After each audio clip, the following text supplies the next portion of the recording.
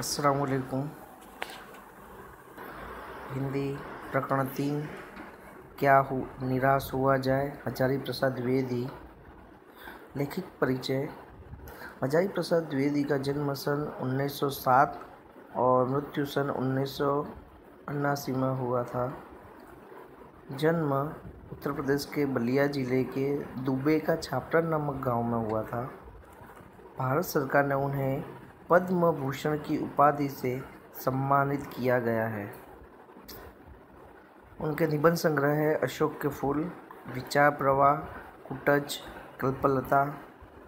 उन्होंने उपन्यास भी लिखे हैं, बाणभट्ट की आत्मकथा, पुनर्नवा, चारुचंद्र लेख, अनामदास का पोथा आदि।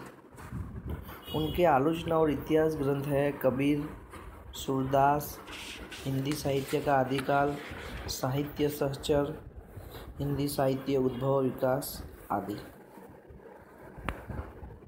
हजारी प्रसाद द्विवेदी हिंदी साहित्य के एक महत्वपूर्ण लेखक हैं, जिन्होंने प्रस्तुत निबंध में हमें ये समझाया है कि तत्कालीन भारतीय समाज में व्याप्त अनाचार केवल बाहरी स्तर पर है।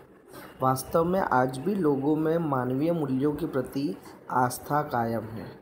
अपने जीवन में घटित कुछ घटनाओं के द्वारा बताया है कि हमें निराश नहीं होना चाहिए, अपितु हमें जीवन के प्रति आस्थावान बने रहना चाहिए। यहाँ पे द्विवेदी हमें यही सिखाते हैं कि ज़िंदगी के अंदर कभी नकारात्मक सोच नहीं रखनी चाहिए, क्योंकि परिस्थिति के अनुसार अगर आप ढल जाते हो, सकारात्मक सोच रखते हो, तो कहीं ना कहीं उसका रास्ता निकल ही जाता है। तो आइए हम पार्ट नंबर 3 क्या निराश हुआ जाए उसको पढ़ेंगे और समझेंगे। विद्यार्थी मित्रों, आप किताब लेकर आपको बैठना है और पाठ पढ़ते रहना है साथ में।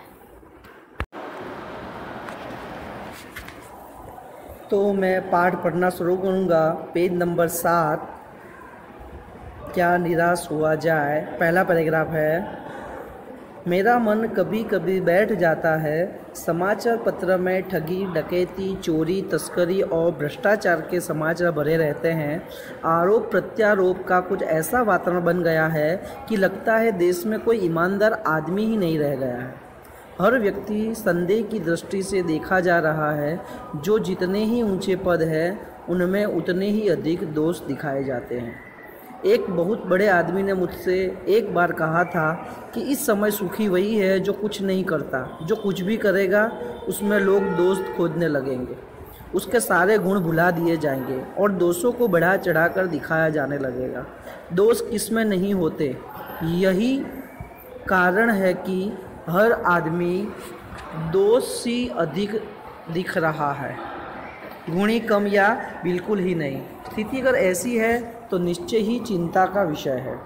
तो इन 2 पैराग्राफ में लेखक कहना चाहते हैं कि हम जैसे ही समाचार पत्र देखते हैं या न्यूज़ चैनल देखते हैं तो उस पर ज़्यादातर ठगाई, डकैती, भ्रष्टाचार और लोगों की खामियां ही दिखाई जाती हैं, और इस वजह से लोग एक दूसरे के ऊपर आरोप प्रत्यारोप डाले जाते हैं और ऐसा वातावरण बना दिया गया है कि जैसे पूरे देश के अंदर कोई ईमानदार इंसान ही बचा नहीं है। और इस वजह से समाज के लोगों पर विपरीत असर होती है, लोगों के अंदर नकारात्मकता बढ़ती है। आज लोग ये समझने लगे हैं कि अगर आप कुछ भी काम नहीं करोगे तो आप सुखी हो, क्योंकि जैसे ही कोई सेवा का कार्य या कोई अच्छे काम करता है तो उसकी अच्छाइयाँ नहीं देखी जाती, लेकिन उसके अंदर दोष देखे जाते हैं और इतने दोष दिखाई दे जाते हैं कि वो इंसान की अच्छाइयाँ छिप जाती है और इतना वो निराश हो जाता है इंसान कि अच्छे काम करना छोड़ देता है। और ये बहुत ही बड़ी चिंता का विषय है, क्योंकि समाचार पत्रों से लेकर आप कहीं भी देख लो, वहाँ पे लोग अच्छाइयों को डिस्प्ले नहीं करते हैं, लोगों को नहीं बताते हैं, लेकिन लोगों की बुराइयाँ ज़्यादा बताते हैं, और इस वजह से लोग अच्छे काम करना छोड़ने लगे हैं।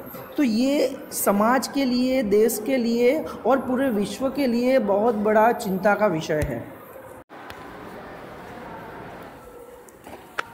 आगे का पैराग्राफ है, क्या यही भारतवर्ष है जिसका सपना तिलक और गांधी ने देखा था? रविंद्रनाथ ठाकुर और मदन मोहन मालवीय का महान संस्कृत सभ्य भारतवर्ष किसी अतीत के गह्वर में डूब गया।